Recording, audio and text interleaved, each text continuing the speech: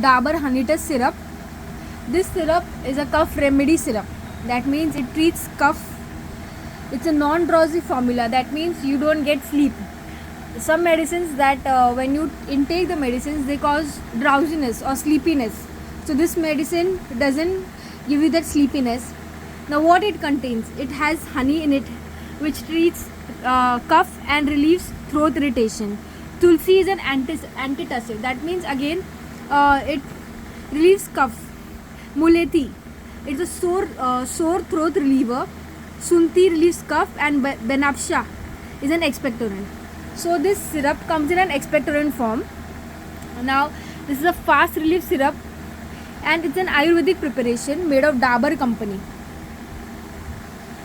It comes in a glass bottle. So I have this glass bottle. Handle it with care. Keep it in safe place away from children, because whatever the children they want, they take it or they pull it and it will fall off. So it is an Ayurvedic syrup.